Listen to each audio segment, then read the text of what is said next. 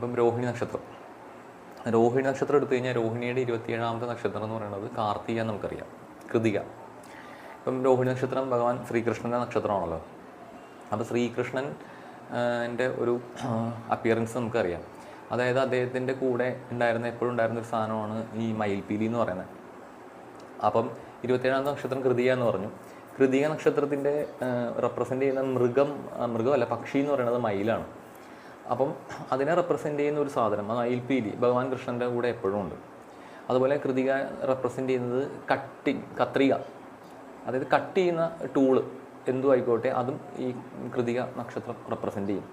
അപ്പോൾ അത് ഭഗവാന്റെ കൂടെ ഒരു സുദർശന ചക്രം എപ്പോഴും ഉണ്ടായിരുന്നു നമുക്കറിയാം. അപ്പം ഈ കാർത്തികനെ റെപ്രസെൻ്റ് ചെയ്യുന്ന രണ്ട് സാധനങ്ങൾ, സുദർശന ചക്രവും ഈ പറഞ്ഞ പോലെ മയിൽപീലിയും എപ്പോഴും കൃഷ്ണൻ്റെ കൂടെ ഉണ്ടായിരുന്നു. അപ്പോൾ അത് അവർക്ക് വളരെ ബെനിഫിഷ്യൽ ആണെന്നാണ് പറയണം. വളരെ ലൈഫിനെ ഒരുപാട് നേട്ടങ്ങൾ ഉണ്ടാക്കുമെന്നാണ് പറയുന്നത് ഈ അതിമിത്ര നക്ഷത്രങ്ങൾ. തീർച്ചയായും ജന്മനക്ഷത്രങ്ങളുടേതായ ഒരുപാട് ക്വാളിറ്റീസ് നമ്മൾ കാണിക്കും, അത് നമ്മുടെ മനസ്സിന് സുഖം തരുന്നതും അതാണ്. പക്ഷേ നമ്മൾ മാത്രമല്ലല്ലോ, നമുക്ക് സുഖവും സൗഖ്യവും തരാൻ സഹായിക്കുന്ന മറ്റു ഘടകങ്ങളുണ്ടല്ലോ. അങ്ങനെ ഒരു ഘടകമാണ് ഈ അതിമിത്ര നക്ഷത്രം എന്ന് പറയുന്നത്. അപ്പോൾ നമ്മൾ എന്താ ചെയ്യേണ്ടതെന്ന് വെച്ച് കഴിഞ്ഞാൽ, അതുപോലെ തന്നെ കൃതികനെ റെപ്രസെൻ്റ് ചെയ്യുന്ന ദേവത അഗ്നിയാണ്. അപ്പോൾ ഒരാൾക്ക് ചെയ്യാൻ പറ്റാവുന്ന എന്താണെന്ന് വെച്ച് കഴിഞ്ഞാൽ, അയാളുടെ ജന്മനക്ഷത്രം നോക്കുക, 27ാമത്തെ